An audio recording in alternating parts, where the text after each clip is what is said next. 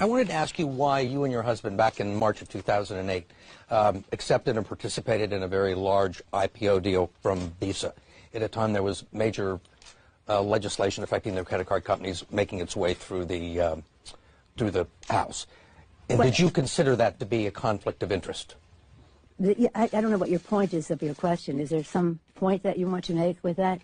Well, I guess what I'm asking is, do you think it's all right for a speaker to accept a very preferential and favorable stock deal? Well, we did. And you participated in the IPO. Well, I have many and at the time you were Speaker of the House. You don't think it was a conflict of interest or had the appearance of a conflict of interest? No, it only has the appearance if you decide that you're going to have elaborate on a false premise. But it's not true, and that's that. I don't understand what part's not true. Yes, sir. That I would act upon an investment. You want to go ahead? You want to go first?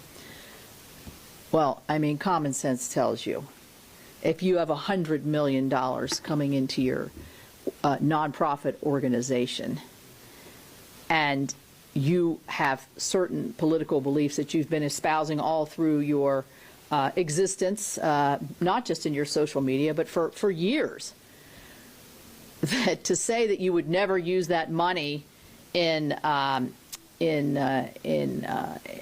be guided towards anti-police or what happens? It frees up the anti-police money, so you have more anti-police money. I mean, that just makes sense to me. If somebody's going to get $100 million, you're going to have much more to do your political events or your political espousing through that. And there's no coincidence that just today they've announced they're going to endorse the person who announced them.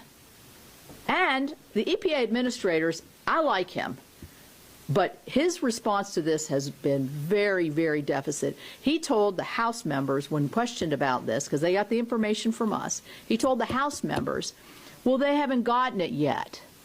Well, why are you putting a press release out that these are the people that are going to get it, these are the organizations that are going to get it, if you don't intend to actually give them the money? I mean, that to me is either at the least sloppy or at the most deceptive and, oh, you kind of got caught being unaware or tried to slip something through. So I don't. The airstrike in Iraq came in response to cases of rockets being launched towards U.S. troops in Iraq and Syria. What is the total number of attacks against U.S. troops in Iraq, Syria, and Jordan since October? So, I mean, Chris, just one correction here. Not so much a response, but we saw forces assembling to attack U.S. forces in Iraq and or U.S. forces in the region. And so we took defensive action. Obviously, the president's commitment remains not raising taxes for anyone making less than $400,000 a year. There are some, and I'm not sure if this is the case in this report, who argue that in the past, companies have passed on these costs to consumers. I'm not sure if that's the argument being made in this report. We feel that that's unfair and absurd, and the American people would not stand for that.